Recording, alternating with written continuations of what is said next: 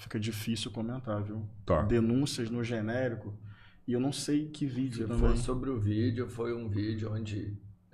o que apareceu na mídia aí é que um vídeo onde o Júlio Lancelotti falava com um menor de idade, se masturbava pro Nossa, menor. Olha, E alguns muito falaram que é real, outro parece que ele foi estar inocentado, até onde eu sei, de que não tem provas concretas sobre isso. Mas o fato é esse. Se fosse um padre conservador, eu teria o mesmo cuidado, viu? Porque não é sobre ser conservador ou progressista. Eu admiro o compromisso que o padre Júlio tem com a pastoral popular, com as pessoas em situação de rua, com a partilha do pão. Admiro muito isso.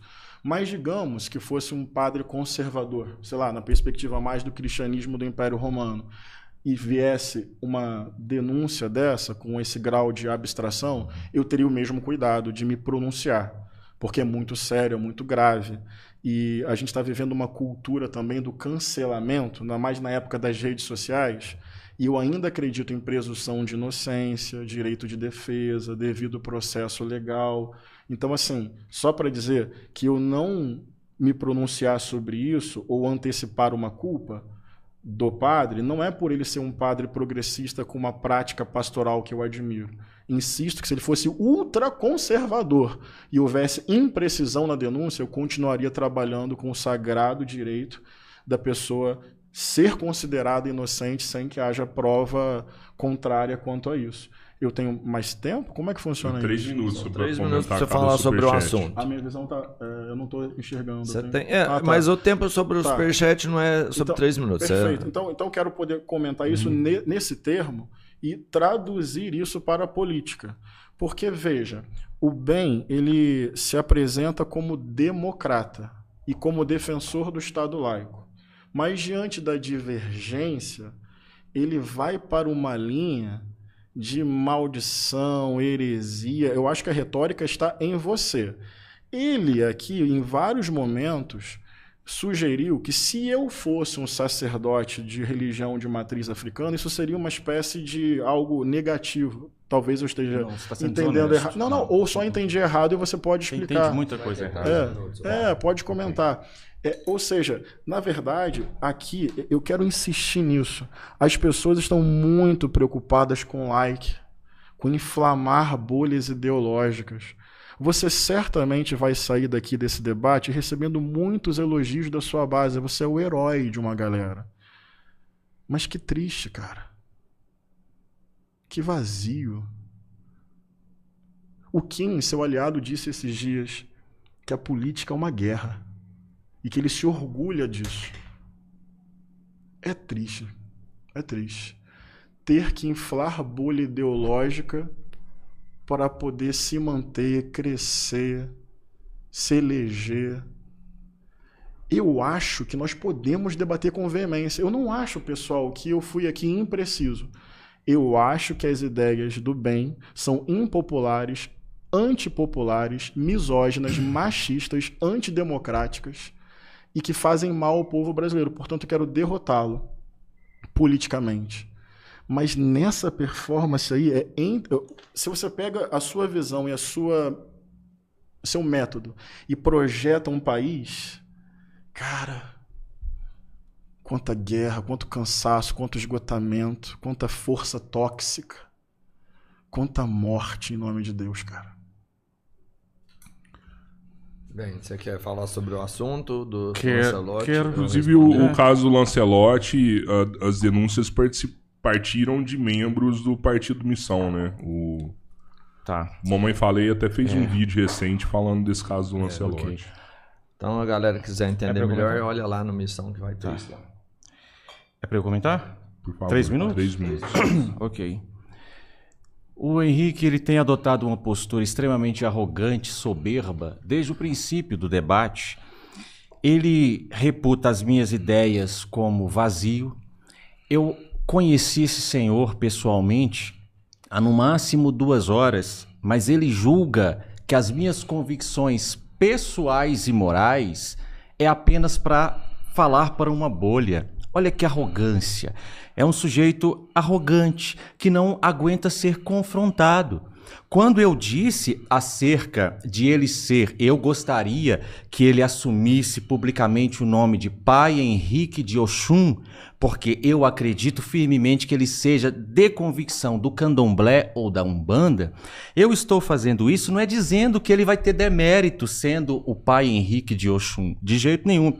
Eu estou dizendo que ele vai ser mais coerente, porque um líder religioso que se diz pastor batista, mas vai e presta culto a uma entidade de outra religião, esse pastor não é pastor batista, ele é um herege. Se ele tivesse entrado numa sinagoga e circuncidado, ele seria herege do mesmo jeito. Mas existe essa arrogância, ele desconhece o tema do podcast. O tema do podcast é política e religião. Nós fomos convidados para falar de política e para falar de religião. Quando eu falo sobre religião, ele me censura. Ele diz que eu estou querendo transformar isso num projeto político. Eu estou falando das minhas convicções pessoais. E como um cristão, eu entendo que o Henrique Vieira, quando ele diz que Deus, o Deus que ele acredita, não é todo-poderoso, o Henrique Vieira não acredita em condenação eterna. Então ele ataca a justiça de Deus. Se não vai haver uma punição a quem comete o mal, logo Deus não é mais justo. Ele ataca Deus na sua justiça. Ele diz que Deus não é todo-poderoso, então ele ataca um atributo incomunicável de Deus, que é a onipotência. Ele vai prestar uma entrevista ao Lázaro Ramos e ele, para lacrar, porque quem gosta de like é o Henrique Vieira, o global, ele diz que Deus pode ser ele ou ela. Ele atenta contra elementos centrais do cristianismo. Ah, Deus é espírito, Deus não tem sexo. Verdade, Deus é espírito, Deus não tem sexo. Mas teologicamente existe um propósito pelo qual Deus foi apresentado como Pai. Ele ainda tenta comparar a admiração da filha dele, olha que arrogância, ele nem conhece minha filha. Ele tenta comparar a admiração da filha dele, que ele prefere que a filha o tenha como amigo, do que a minha filha, que tem o papai como herói, como homem que vai defendê-la. Ele coloca isso e faz um juízo de valor, ele é arrogante, ele tá colocando sentimentos de uma criança. Henrique, a minha filha olha para mim como o maior amigo dela. Eu sou o grande amor da vida das minhas duas filhas. Por quê? Justamente porque amor é necessário, para o amor também a força. É necessário que eu defenda a minha filha. Vou pro último superchat, depois a gente vai para considerações finais. O Thiago mandou R$50 aqui e perguntou: bem, não há uma falha na sua exegese da palavra inspirada por Deus? A Bíblia é a palavra de Deus ou Jesus é o verbo encarnado? Um quadro inspirado em uma paisagem é uma interpretação humana da paisagem ou é a própria paisagem? Olha, como é que é o nome? Tiago, você está fazendo uma confusão aí semântica e tá tudo bem, talvez você não seja estudioso de teologia. Quando diz aqui inspirada, não é como um quadro. Esse quadro é inspirado em Michelangelo. Não, inspirada, no termo original, é soprada. As escrituras são sopradas por Deus, é o sopro de Deus. Então não há um equívoco aqui. Então as duas coisas estão certas. A Bíblia, toda a escritura é a palavra de Deus, assim crê um cristão verdadeiro. E também Jesus é o verbo de Deus encarnado. Mas uma coisa não aniquila a outra, pelo contrário, uma coisa confirma a outra. Jesus só é tido como verbo de Deus encarnado porque na Escritura ele é tido assim. Os profetas profetizaram sobre ele assim. Então Jesus só é reconhecido como Filho de Deus, o verbo de Deus encarnado, por fundamento de Escritura. Isso não é de humana interpretação. O Henrique, ele está negando a sua base teológica. Os batistas, nesse momento, devem estar muito tristes, porque está escrito nas Escrituras que nenhuma profecia é de humana interpretação ou vontade. O que o Henrique faz sorrateiramente há muito tempo é tirar a autoridade das Escrituras Porque ele, tirando a autoridade das Escrituras, ele consegue disseminar todas essas heresias que ele dissemina cotidianamente. Por isso que ele tem tanto medo de que as Escrituras sejam tidas como elas de fato são, inspiradas por Deus, a nossa única regra de fé e prática para um cristão. Não estou falando para você que seja eventualmente um bandista, candomblecista, budista, não. Estou falando para cristão. Eu fui convidado para um debate para falar sobre política e religião. Então, para o cristão, as Escrituras, elas são inspiradas por Deus e é a palavra de Deus. Então, para ele conseguir as heresias que ele tem conseguido, que é um cristão poder ir lá e cultuar uma entidade de matriz africana, um cristão poder falar que Deus não é todo-poderoso, que se ele acreditar que Deus é todo-poderoso, ele está sendo injusto, Deus está sendo injusto, então para ele conseguir espalhar essas ideias heréticas, ele é um herege. Ele precisa de tirar a autoridade das Escrituras. Porque tirando a autoridade das Escrituras, ele consegue fazer essa bagunça toda que ele está fazendo. As Escrituras dizem que eu não devo nem saudar o Henrique. Não é porque o Henrique seja uma pessoa que pensa diferente de mim. Não. É porque o Henrique conheceu as Escrituras e deliberadamente decidiu adulterá-las para sua própria cobiça e vontade. Henrique, 3 minutos e depois a gente vai para as considerações finais. Puxa, nem saudar, hein? Imagina.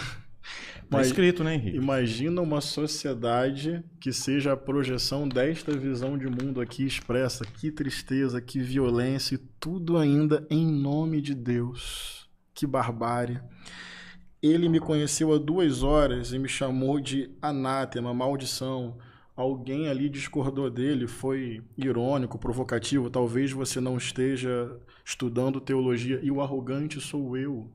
Eu olhei para você, identifiquei que você faz parte de uma raiz do cristianismo, que é mais conservadora, imperial, romana. Está dentro do que é historicamente o cristianismo. E eu disse, estou em outra. Eu estou nas fileiras de Dom Helder Câmara, de São Francisco de Assis, das comunidades eclesiais de base. A denominação batista, surgida no século XVII na Inglaterra, é extremamente diversa. Ela tem um princípio chamado autonomia da igreja local. Então tem igrejas batistas mais conservadoras, outras mais progressistas. Então tem uma diversidade dentro do cristianismo historicamente. Você não é o representante do cristianismo verdadeiro, mas você fala como? Você respira como? Você tem raiva do meu amor por Jesus. Sério, você quer que eu me desvincule do cristianismo para eu caber na sua formatação cristã. É o cúmulo da arrogância. Você disse que se você fosse fiel realmente à Bíblia, você não me saudaria. Espero que não me saude no final mesmo. Olha que tristeza, que desencantamento, que visão tacanha, mesquinha, pequena. Eu acho que ela está respaldada numa tradição. As pessoas dessa tradição podem discordar de mim. E em outras muitas pautas podem concordar na hora que for falar sobre Estado, política, SUS, educação. Olha como a vida é uma paleta de cores. Mas para você não. É essa visão pequena. Você está amando muito o texto. E você tem raiva do Cristo. Olha, minha opinião, humildemente falando, Jesus te escandalizaria muito. O seu cristianismo tem cheiro de crucificação, não do crucificado. Você é o típico cidadão de bem, que reivindica uma moral superior, que olha para o outro ser humano que discorda de você e diz que o certo é não saudar. Triste, vazio, desamoroso, repleto de legalismo religioso e sem vitalidade do espírito. E a tradução disso para a política, desculpa, não é democracia.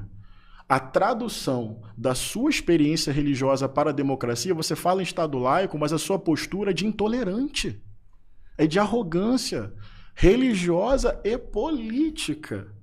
Olha, eu lamento profundamente. E, assim, Deus tem todo o poder. Eu só acredito que o movimento mais importante de Deus em direção à humanidade é o amor. Foi isso que eu disse.